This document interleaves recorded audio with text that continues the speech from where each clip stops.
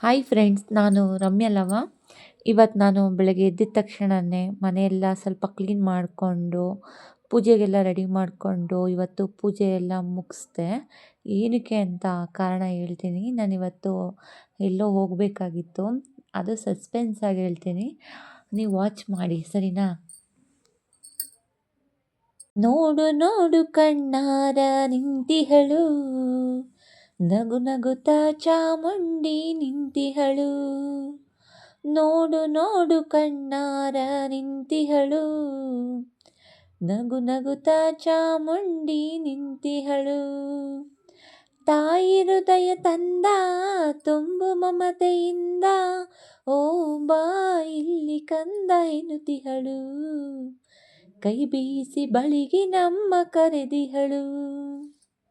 ನಾನು ಮನೆಯೆಲ್ಲ ಕ್ಲೀನ್ ಮಾಡಿ ದೇವ್ರ ಪೂಜೆ ಮಾಡಿ ಮುಗಿಸೋಷ್ಟರಲ್ಲಿ ಸಂಜೆ 3:30 ಹತ್ತತ್ರನೇ ಆಯಿತು. ನನ್ನ ಮಗನು ಬಾರೋ ಹೋಗಿ ಬರೋಣ ಅಂತ ಅಂದೆ. ಇಲ್ಲಮ್ಮ ಬರಲ್ಲ ಅಂತ ಅಂದ. ಯಾಕಂದರೆ ನಾನು ಇದನ್ನೆಲ್ಲ ಶನಿವಾರ ಸಂಜೆನೆಲ್ಲ ಸ್ವಲ್ಪ ಎಲ್ಲ ಕ್ಲೀನ್ ಮಾಡಿಕೊಂಡು ಹೋಗಬಹುದಾಗಿತ್ತು. ಆದರೆ ಆಗಿಲ್ಲ, ಯಾಕಂದರೆ ಅಲ್ಲಿ ತುಂಬಾ ರಶ್ ಇರುತ್ತೆ. ಅಲ್ಲಿ ಮಿನಿಮಮ್ ಒಂದು 3 ಅವರ್ 4 ಅವರ್ ಆದ್ರೂ ನಾನು ವೆಯ್ಟ್ ಮಾಡಲೇಬೇಕಾಗುತ್ತೆ. ಅದಕ್ಕೋಸ್ಕರ ಬೇಡ ಅಂತ ಅಂದ್ಬಿಟ್ಟು ಸಂಜೆನೇ ಹೋಗಿ ನಿಧಾನಕ್ಕೆ ಬರ್ಬೋದಲ್ವಾ ಅಂತ ಅಂದ್ಬಿಟ್ಟು ನಾನು ಹೋಗಿದ್ದು. ಅದು ಎಲ್ಲಿಗೆ ಅಂತ ತೋರಿಸ್ತೀನಿ, ವಾಚ್ ಮಾಡಿ. ನಾನು ಹೋಗಿದ್ದು ಬಸ್ಸಲ್ಲೇ ಹೋಗಿದ್ದು. ಸದ್ಯ ಹೆಂಗೋ ಸೀಟ್ ಸಿಕ್ತು ನನಗೆ. ಏನು ಬಸ್ ಇಳಿದಿದ ತಕ್ಷಣ ಏನು ತುಂಬ ಜನ ಬಸ್ ಸ್ಟ್ಯಾಂಡಲ್ಲಂತೂ, ಏನು ನಮ್ಮ ಚನ್ನಪಟ್ಟಣ ತುಂಬಾ ರಶ್ ಇರುತ್ತೆ ಯಾವಾಗ್ಲೂ.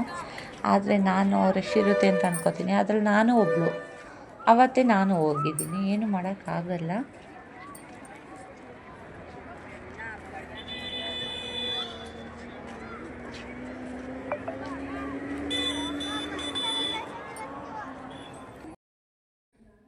ಆಮೇಲೆ ನಾನು ಬಸ್ ಇಳಿದ ತಕ್ಷಣ ನಾನು ಅಲ್ಲಿಗೆ ನಮ್ಮ ಅತ್ತಿಗೆ, ನಮ್ಮಮ್ಮ, ನಮ್ಮ ಅಣ್ಣನ ಮಗ 3 ಜನನೂ ಬಂದಿದ್ದರು. ನಾನಿನ್ನೂ ಬಂದಿಲ್ಲ ಅಂತ ನೋಡಿದೆ. ಆಮೇಲೆ ಅಲ್ಲಿಂದ ಬರ್ತಾಯಿದ್ರು, ಇದನ್ನ ಹಾಗೆ ವೀಡಿಯೋ ಮಾಡಿಕೊಂಡೆ. ಆಮೇಲೆ ನಮ್ಮಮ್ಮ ಇನ್ನೂ ಹಿಂದೆ ಬರ್ತಾಯಿದ್ರು. ನಾನು ನಡೆಯೋ ಹೋಗಿ ಕರ್ಕೊಂಡು ಬಂದ. ಅಲ್ಲೇ ಸ್ವಲ್ಪ ವೆಯ್ಟ್ ಮಾಡಿದ್ವಿ. ನಾವು ಎಲ್ಲಿಗೆ ಹೋಗಬೇಕಾಗಿತ್ತು, ಆ ಬಸ್ ಇನ್ನೂ ಬಂದಿರಲಿಲ್ಲ. ಸ್ವಲ್ಪ ಅಲ್ಲೇ ಕುತ್ಕೊಂಡಿದ್ವಿ. ಇನ್ನೂ ಬಸ್ ಬಂದಿರಲಿಲ್ಲ. ಸೊ ಕಡಲೆಕಾಯಿ ಇತ್ತು, ಅದನ್ನೇ ತಿಂದ್ಕೊಂಡು ಕುತ್ಕೊಂಡ್ವಿ. ಎಷ್ಟು 7:45ಗೆ ಬಸ್ ಬಂತು.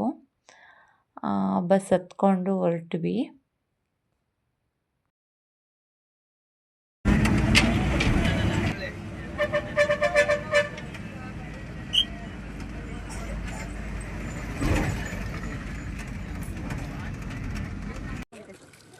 ನೈಟು ಇಲ್ಲಿಗೆ ಬರೋಷ್ಟರಲ್ಲಿ 8:30 ಆಯಿತು. ನೋಡಿ, ನಾವು 8:30ಗೆ ಬಂದಿದ್ರು ಜನ ನೋಡಿ ಇನ್ನು ಎಷ್ಟು ಜನ ಇದ್ದಾರೆ ಇಲ್ಲಿ. ನಾವು ಕಾಲು ಕೈ ಎಲ್ಲ ತೊಳ್ಕೊಂಡು ಬಂದಿದ್ದೆ ನಮ್ಮಮ್ಮ ಗೌಡಗೆರೆ ಚಾಮುಂಡೇಶ್ವರಿ ನೋಡೋಕ್ಕೆ. ನಾವು ಬರೋ ಸಮಯಕ್ಕೂ ದೇವಿಗೆ ಮಹಾಮಂಗಳಾರತಿ ನಡೀತಿತ್ತು. ನನಗಂತೂ ತುಂಬಾ ಖುಷಿ ಆಯಿತು ಬರೋಷ್ಟರಲ್ಲಿ ಈ ಥರ ಸೌಂಡ್ ಕೇಳಿಸ್ಕೊಳ್ಳೋಕ್ಕೆ. ಇದು ನನ್ನ ಮೊದಲನೇ ವಾರ.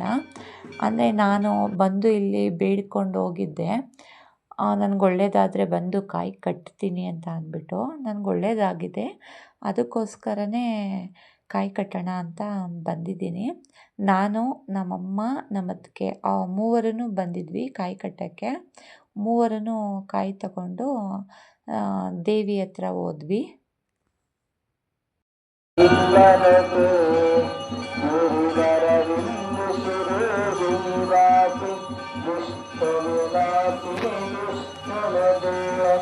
ಭಗವತಿ ಏಕದಂತ ಕುಟುಂಬಿನಿ ಜೋರು ಕುಟುಂಬಿ ಜೋರು ಕೃಪೆ ಮಹಿಷಾಸುರಮರ್ದಿ ಕನ್ನದಾರ್ಜಿನ ಶೈಲಶಿತೆ ಪುರವರವರ್ಜಿನಿ ದುರ್ಧರವರ್ಧರ್ಷಿ ಜಲ್ಪವರ್ಜಿನಿ ಅಕ್ಷರತೆ ತ್ರಿಭುವನವೇಶಿನಿ ಗಂಧರತೋಷಿ ರೋಹಿಣಿ ವಿಚಿತರೋಷಿ ಧರ್ಮದ ಶೋಷಿಣಿ ತುಂಡುಸುತೆ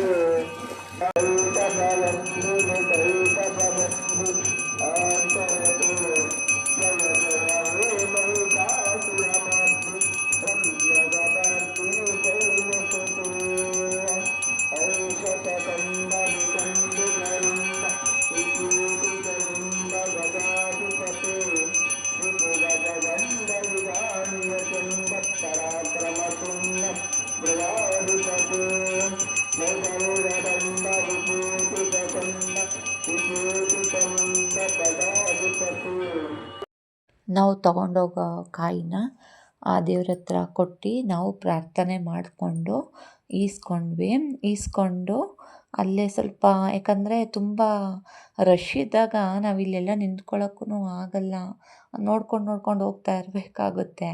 ಇಷ್ಟು ನೈಟಲ್ಲಿ ಹೋದಾಗ ಫುಲ್ಲು ಫ್ರೀ ಆಗಿರುತ್ತೆ, ನಿಧಾನಕ್ಕೆ ನೋಡ್ಕೊಂಡು ಬರ್ಬೋದು. ಅಲ್ಲೇ ದೇವ್ರ ಹತ್ರನೇ ಸ್ವಲ್ಪ ಹೊತ್ತು ಕುತ್ಕೊಂಡ್ವಿ, ಒಂದು 10 ನಿಮಿಷ ಅಲ್ಲೇ ಕುತ್ಕೊಂಡು ಪ್ರೇಯರ್ ಮಾಡ್ಕೊಂಡ್ವಿ.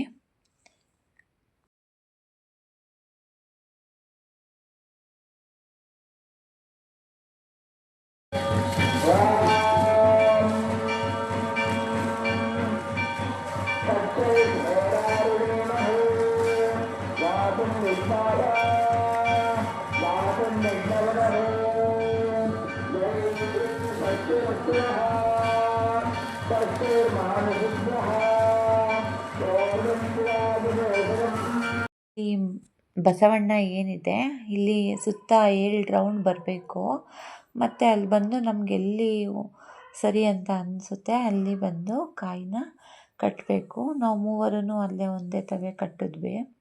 ಎಷ್ಟೊಂದು ಜನ ಕಟ್ಟೋಕ್ಕಾಗ್ದೇ ಹಾಗೆ ಇಟ್ಬಿಟ್ಟು ಹೋಗಿದ್ದಾರೆ ಕಾಯಿನ. ಹಾಗೆಲ್ಲ ದಯವಿಟ್ಟು ಯಾರು ಮಾಡೋಕ್ಕೆ ಹೋಗಬೇಡಿ. ಕಾಯಿನ ಕಟ್ಟಿ, ಅಲ್ಲೇ ಬೇರೆ ಕಾಯಿ ಇರುತ್ತಲ್ವ ಅದಕ್ಕೆ ಜೊತೆಗೇ ಕಟ್ಟಿ, ಏನೂ ಆಗಲ್ಲ. ನಿಜ, ಈ ತಾಯಿ ನೋಡೋಕ್ಕೆ 2 ಕಣ್ಣು ಸಾಕಾಗಲ್ಲ. ಏನು ಅಂತ ಗೊತ್ತಿಲ್ಲ ನನಗೆ. ಈ ದೇವಸ್ಥಾನಕ್ಕೆ ಹೋಗಬೇಕು ಅಂತ ನನಗಂತೂ ತುಂಬಾ ಖುಷಿ ಆಗುತ್ತೆ. ನೀವು ಇನ್ನೂ ಯಾರ್ಯಾರು ಈ ದೇವಸ್ಥಾನಕ್ಕೆ ಇನ್ನೂ ಬಂದಿಲ್ಲ, ದಯವಿಟ್ಟು ಒಂದು ಸಲನಾದರೂ ಬಂದು ಹೋಗಿ. ಮತ್ತು ಈ ಪ್ರಸಾದ ಎಲ್ಲ ಮಂಗಳಾರತಿ ಎಲ್ಲ ತಗೊಂಡು ಕುಂಕುಮ ತಗೊಂಡು ಪ್ರಸಾದ ಕೊಟ್ಟರು. ಅದು ನೈವೇದ್ಯ ಮಾಡಿರೋದು ತುಂಬ ಚೆನ್ನಾಗಿತ್ತು. ಸ್ವಲ್ಪ ಕೊಟ್ಟರು ತುಂಬಾ ಚೆನ್ನಾಗಿತ್ತು.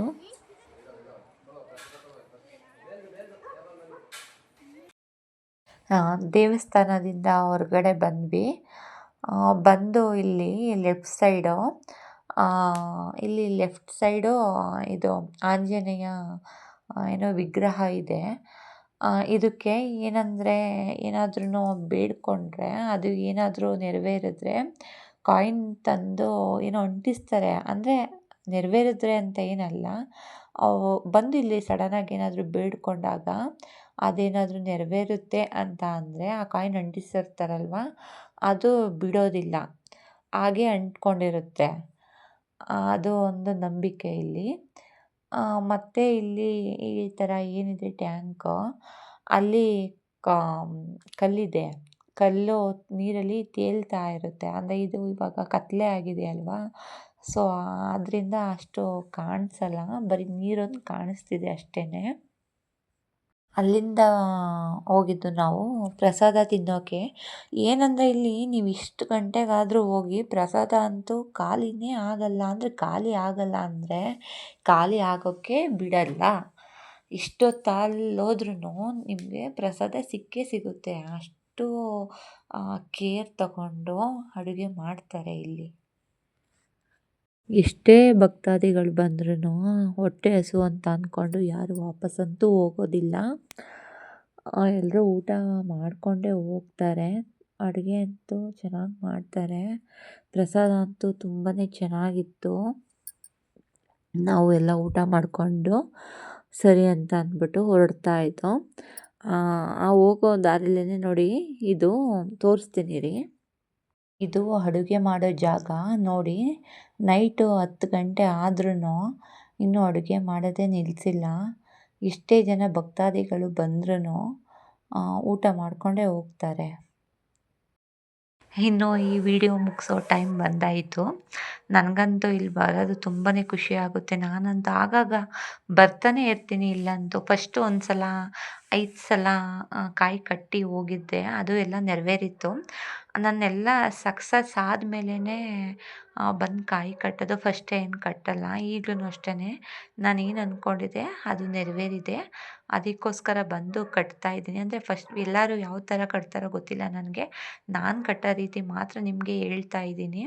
ಅಂದರೆ ನಾನು ಸಕ್ಸಸ್ ಅಂತ ಅಂದ್ರೇನು ಬಿಲ್ಡಿಂಗ್ ತೊಗೊಂಡಿದ್ದೀನಿ, ಜಮೀನು ತೊಗೊಂಡಿದ್ದೀನಿ, ಆ ಥರ ಏನಲ್ಲ. ನನ್ನ ಆರೋಗ್ಯದ ಬಗ್ಗೆ ಮತ್ತು ನಾನು ಹೇಳ್ತಾ ಹೋಗ್ತೀನಿ ನನಗೆ ಏನೇನು ಆರೋಗ್ಯದಲ್ಲಿ ಸುಧಾರಿಸಿದೆ ಈ ದೇವರು ಅಂತ ಹೇಳ್ತಾ ಹೋಗ್ತೀನಿ ಮುಂದೆ ವಿಡಿಯೋದಲ್ಲಿ.